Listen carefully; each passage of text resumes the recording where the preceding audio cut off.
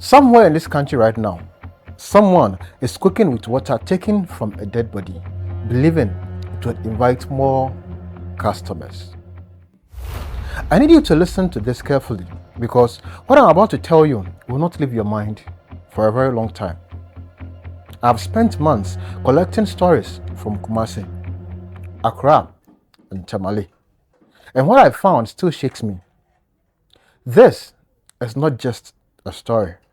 This is a pattern that keeps repeating itself across Ghana, in different towns, with different faces, but the same terrifying thread running through it all. It all started innocently, okay? I was scrolling through videos, the kind that people share late at night when nobody is watching them, and I kept seeing the same claim over and over again. People saying that corpse water heals sicknesses. People saying that starching the dead body can cure madness. I laughed at first, but the laughter did not last. I began asking around Koforidua, quietly, carefully, because you do not ask these questions loudly in Ghana. A man told me his aunt used to sell what people called special water near a mortuary, and families paid heavily for small bottles of it, believing it carried healing power from the dead. He told me people would line up early in the morning before the sun rose, whispering, careful not to be seen by neighbors. Nobody wanted to be caught buying the water, OJ, because everyone knew it was shameful. Yet the desperation of healing pushed them past their own shame. I traveled to Takoradi next, chasing the same rumor, and a woman there described watching a relative touch a corpse during a funeral, guided by an old woman who claimed this could transfer sickness from the living into the dead body lying still. She said the family stood in silence, watching and believing that whatever illness plagued their relative would live through the touch and remain trapped with the corpse forever. Nobody screamed. Nobody objected. It was treated as ordinary as prayer, as normal as taking medicine from a pharmacy shelf. OJ, this is what disturbs me the most. These are not isolated madmen doing strange rituals in hidden corners. These are churches, families, and communities treating this as an acceptable method of healing, passed quietly from generation to generation, like an old family recipe. In Tamale, a young man confessed to me that his own pastor once sprinkled a strange liquid over the congregation during deliverance, promising demons will flee immediately.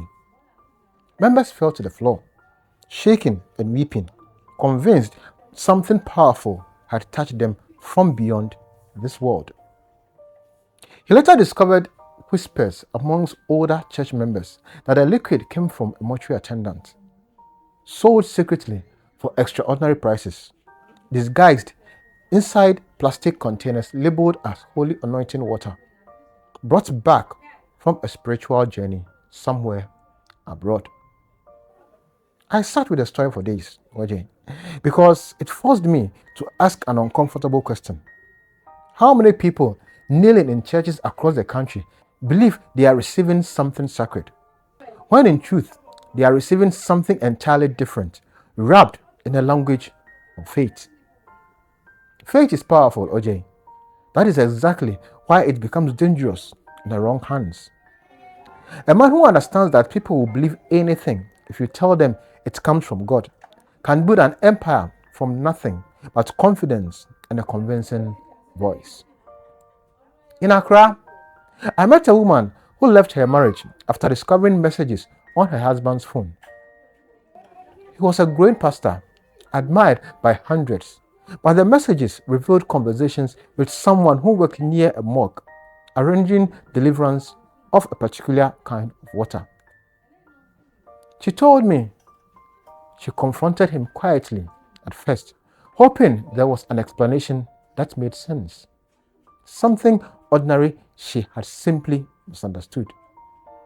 Instead, he explained it calmly, as though this was a normal practice among certain spiritual leaders seeking greater power for their ministry. He told her that ordinary prayers was not enough anymore, that congregations expected miracles, and miracles required assistance from forces beyond simple faith and scripture. She said his voice did not shake when he explained this, which frightened her more than anything else. OJ, imagine sitting across from someone you built a life with, hearing them describe spiritual shortcuts as though describing a business strategy. She said in that moment, the man she married disappeared, replaced by someone she no longer recognized behind familiar eyes. She left eventually, but she told me something that stayed with me long after our conversations ended. She said the members of that church still believe wholeheartedly, still testify about healing and breakthroughs, unaware of what moves quietly behind the pulpit they trusted completely.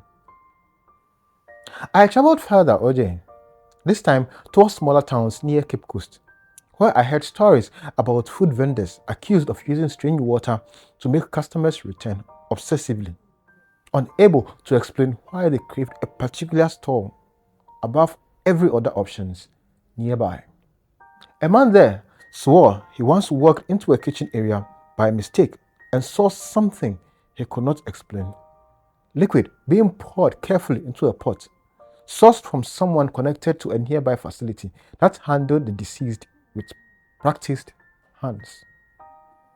He said he never returned to that store again, though friends of his continued eating there weekly, laughing whenever he tried explaining what he saw, telling him he was imagining things, that good food simply tastes irresistible when prepared with genuine skills. OJ, how do you convince someone that the craving they feel might not be entirely their own choice? How do you explain suspicions without sounding paranoid, without sounding like someone chasing shadows in a country where shadows sometimes hide real things? I kept collecting these stories because something about their consistency troubled me deeply. Different towns, different people, yet the same details kept appearing. Water connected to the dead, desperation disguised as devotion, trust exploited by people who understood exactly how badly others wanted answers. In Sunyani, an elderly woman described watching her neighbor slip into what she called spiritual sickness after years attending a particular church known for dramatic deliverance sessions. The neighbor stopped visiting family, abandoned friendships, and existed only within the walls of that congregation. She said a neighbor once loved gardening, loved visiting relatives on weekends, loved laughing loudly at small jokes shared over food. All of that disappeared slowly, replaced by rigid devotion to a pastor who demanded complete obedience, disguised beautifully as spiritual discipline. OJ, this is what worries me beyond the water itself, beyond the cups, beyond every strange ritual whispered about in these stories. It is the erasure of a person's entire identity, replaced quietly by someone else's control, disguised carefully as salvation and healing. I spoke to a young mother in Ho who told me her own sister fell in this same pattern after a difficult year of financial struggle. The sister found a church promising breakthrough, promising wealth, promising every desperate prayer would finally receive its answer. Within months, the sister had given away savings meant for her children's school fees, convinced the pastor's guidance mattered more than anything else in her life. The mother said, watching this happen felt like watching someone drown whilst insisting the water felt wonderful. OJ, I do not know how to explain the particular helplessness of watching someone you love disappear into belief so completely that logic no longer reaches them. Every warning becomes an attack. Every concern becomes evidence of your own lack of faith. I returned to Kumasi one final time, determined to understand why these stories kept multiplying instead of fading away with modern education and access to real information available everywhere online now. Yet, somehow, belief in these practices only seemed to grow stronger. A young man explained it simply, and his explanation has stayed lodged in my chest ever since that conversation ended. He said, desperation does not care about logic, Oje. Desperation only wants relief, and relief wrapped in spiritual language feels safer than admitting helplessness. People are struggling, Oje. Jobs are scarce. Sicknesses linger without proper treatment because hospitals feel impossibly expensive. Marriages crumble under financial pressure. Into that desperation walks someone offering certainty, offering miracles, offering answers that ordinary life refuses to provide, honestly. That is the real reason, that is the real story behind every corpse water rumor, every strange church ritual, every food vendor accused of tying customers to their store through hidden means. Desperation searching for anything solid to hold onto, even when that thing is difficult and built entirely on deception. I think about the woman from Accra often, sitting across her husband, hearing him explain spiritual shortcuts calmly. I think about the sister in home giving away school fees for promises that never arrived. I think about all of them, OJ. None of these stories ended the way people hoped they would. The woman still carries the weight of years spent believing in someone who was never who she thought he was. The sister still attends that church, unable to see her family see clearly. The man from Cape Coast still avoids the food store, still wonders sometimes whether he imagined the entire thing, still unable to shake the memory of what he witnessed inside that kitchen years ago during an ordinary afternoon he never expected to matter. OJ, I wish I could tell you the story ends with everyone waking up, everyone escaping, everyone finding their way back to themselves years after being lost inside someone's manipulation disguised as spiritual guidance. That would make for a comfortable ending, but comfort was never promised. Some of these people are still inside it right now. Tonight, whilst I write to you, still believing the water still works, still believing the pastor's power comes from heaven rather than a morgue attendant's quiet arrangement. Still convinced that craving for certain foods comes naturally. I do not have a timid conclusion for you, OJ. I do not have a moral lesson wrapped neatly at the end of this confession. What I have is a country full of desperate, hopeful people and a smaller number of individuals who learned exactly how to exploit that hope. I have watched this pattern repeat itself in towns separate by hundreds of kilometers, connected only by the same desperate hunger for relief from suffering. Cups water in one town, strange oils in another, food rituals somewhere else entirely, yet always the same underlying hunger. Maybe you have heard whispers like that too, OJ, in your own circles, from people too afraid to speak openly about what they witnessed or suspected. Maybe someone close to you has changed slowly over months, and you dismissed it as simply growing closer to fate. I am not asking you to panic, OJ. I am asking you to notice. Notice when someone you love disappears into obedience. That feels less like devotion and more like control. Notice when miracles always seem to require another payment, another visit, another sacrifice.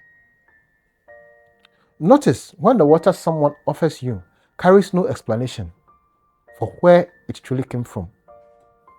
Notice when certainty feels too easy, too immediate, too perfectly timed against your deepest desperation.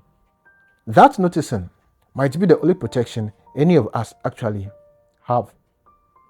I keep thinking about that mortuary attendant in Koforidua, standing quietly each morning, handing over small bottles to whispered customers who never once asked where the water truly originated from before it reached their trembling, hopeful hands seeking healing.